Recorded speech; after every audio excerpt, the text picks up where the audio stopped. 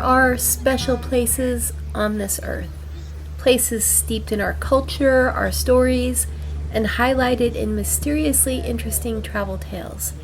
There are special places where the earth and the sky and the water come together in such an amazingly beautiful combination that just a glance at a mountainside or a lagoon or stars you've never seen before can actually, really, and truly take your breath away. Moorea, a Tahitian island in French Polynesia, is one of those places. On the 8th day of my 18-day cruise from Honolulu to Sydney, I woke up to see we were anchored in Moorea. This would be a tender port for the guests of the celebrity eclipse, but I had a little time for breakfast and coffee before making my way on shore, where I'd meet my excursion.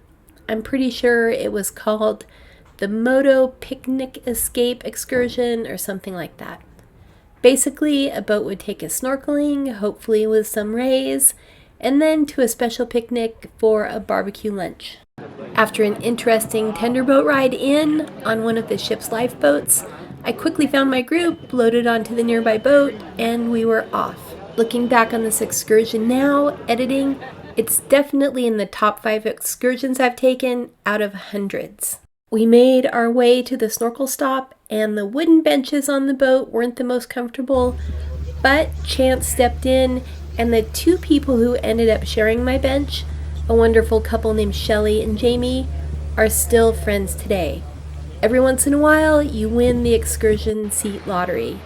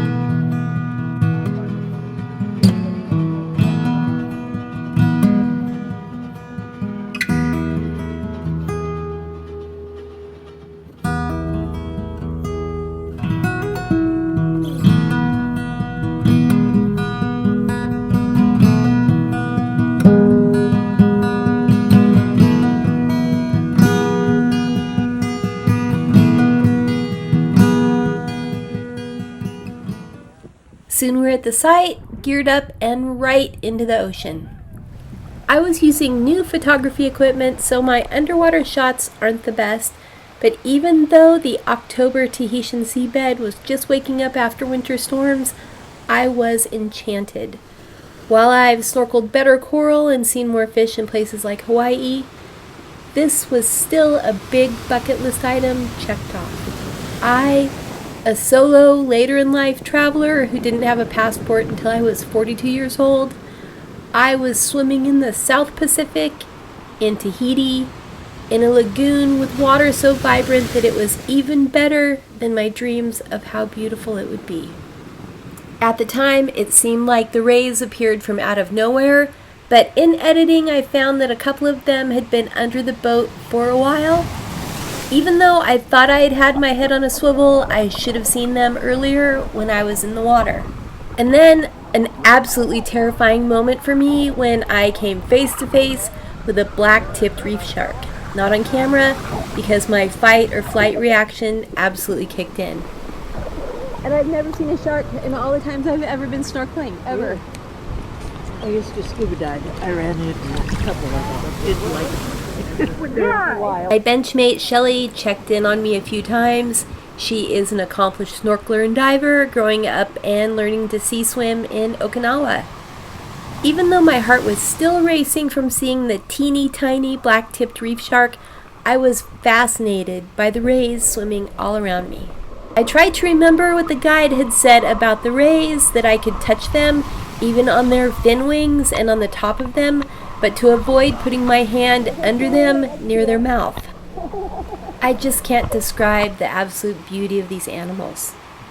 They were fascinating, and I couldn't believe how close they were. I touched 4 or 5 of them, and one hung around for a little while, fluttering its powerful wing fins against my legs. I'm not ashamed to say that this random connection with the sea life brought a few tears to my eyes, tears that are usually reserved for close visits with whales and dolphins and sea otters. And then, almost instantly, several much larger sharks arrived. Still the black-tipped reef sharks, but they seemed huge and fast. I figured it was a great time for me to head to the boat. I'm a good swimmer, but that afternoon, right then, I was also a fast swimmer. I did manage to get a little video of the medium-sized ones here after I got out of the water. After a little while, everyone started heading to the boat, and before long we were underway to the Motu, or island, picnic area. And about the sharks, I was told that apparently they rarely hurt people, and if you're swimming above them, they usually ignore you, but if you're standing, they might take a taste. Despite my fears of sharks, at no time did I feel unsafe because the boat staff were in the water right beside all of us. I'd also like to take this chance to commend the boat staff for something I witnessed, an act of human compassion that I'll think about for the rest of my life.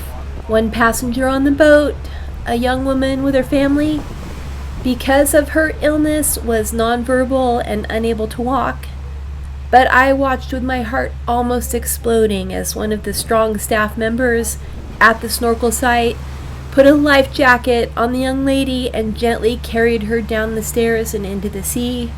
She was cradled in his protective arms, and she and I shared a glance, and her smile told me all I needed to know.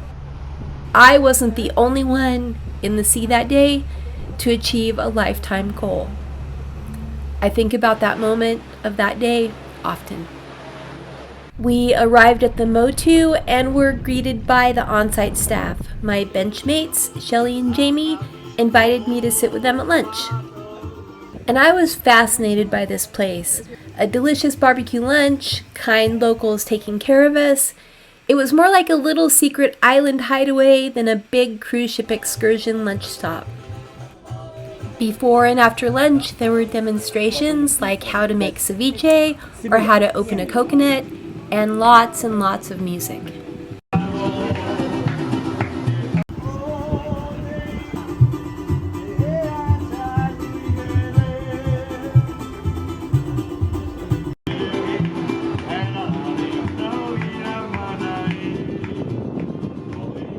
We had some time after lunch to snorkel or swim or explore, and I headed down to the water.